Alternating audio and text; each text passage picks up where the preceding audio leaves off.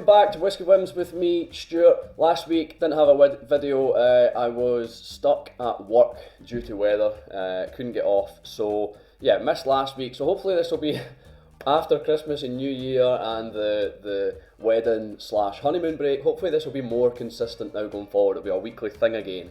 Anyway, today we've got an Invergordon, which is a grain whisky. This was bottled by Watt Whisky. It's 52.3% ABV. It's 26-year-old, and I originally tried this when we visited Campbelltown with the Tabes guys, and they invited us into their office / home. I don't know if they lived there actually. Maybe it was just their office. Maybe that's a bit presumptuous. I didn't actually ask. Surely, I don't know. Anyway, they invited we were invited into their office, and they gave us a selection of drams, and this was one of the whiskies that kind of stood out to me. I wouldn't say it was the whiskey that got me into grain, but it's definitely played a major part in my grain journey, I would say. So anyway, without ruining it too much, Invergordon, like I said, grain whisky, owned by White & Mackay. We'll get right down to this. It's distilled in 1997, 2 years after my birth year. So on the nose, it's quite oaty. I actually get like something like lemon flapjacks or something like that. There is that, and I'm probably going to say this with every single grain, unless I don't smell it. But it's that kind of grainy smell, like synthetic, not chemically. This isn't too much on the chemical scent of things, but it's like a kind of synthetic or I don't know, like additive, or not pure vanilla, not organic vanilla, if you will, or fresh vanilla, but a synthetic. I suppose that could be classed as chemical, like a made up vanilla, like a manufactured vanilla smell. Yeah, flapjacks, lemon flapjacks is mainly what I'm getting. Very oaty. It is a little bit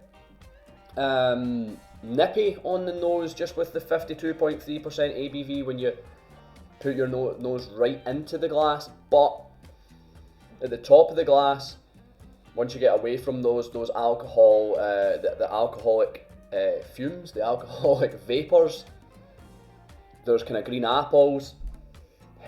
It's a little bit of wood, there. I should have said actually, I believe it's just a bourbon cask. There's not been any sherry. Yeah, it's quite sweet, creamy, fruity, and oaty is how I would describe the nose. The palate.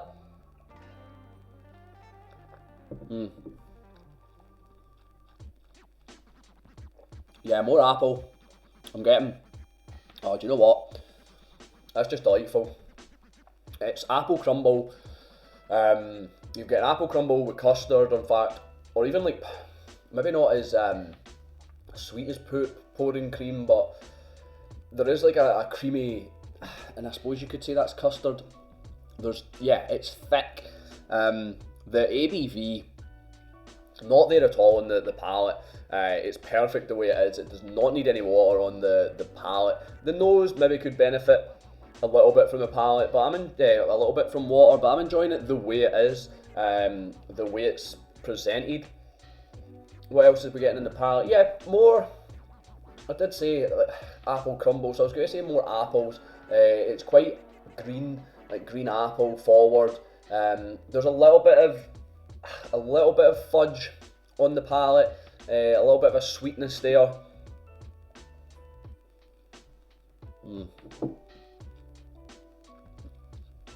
It's just really tasty. It's like, yeah, it's that one that you could have over and over, quaffable. It's quite scrumptious. It's just, do you know what? It's not going to blow you away. Let's get it right. It's a grain whiskey. It's a great grain, though. That's the thing that I'm trying to say, that I'm trying to express. It's a grain that the mic's just fell, so you might have heard a little bit of feedback there. It's a grain that I think would be a good introduction to grain. There's candied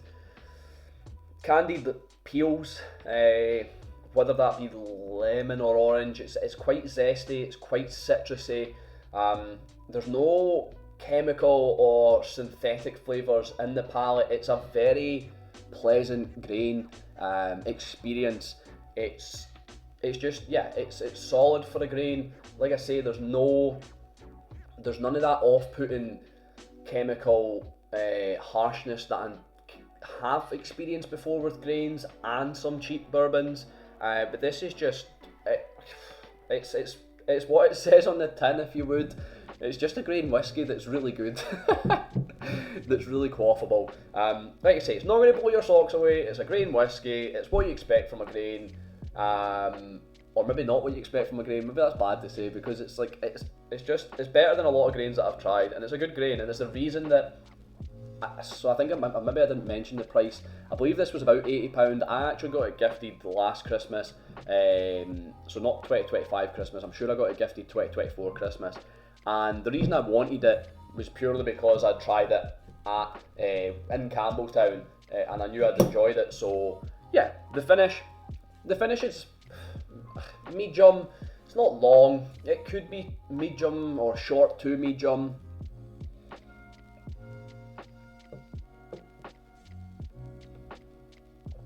There's a little bit of kind of, I don't know, aniseed at the end of the finish. The alcohol is, there's something there. There's a little bit of a kind of harshness on the finish. And I think it maybe is just alcohol, just like alcohol kind of burning off. It's quite heavy with the alcohol aromas or the spirit just on the finish. The palate, not really there. The nose, evident, but the finish, it's quite heavy. But not off-putting. Like I said, this is quaffable. It's an easy drinker. It's something that you'd probably introduce someone into the world of grain. You could use this to get them on track with grain. And I've actually been using it recently as a kind of freshener, if you will, or a, that doesn't sound right, like a palate cleanser maybe. No, that still doesn't sound right. That sounds pretty bad.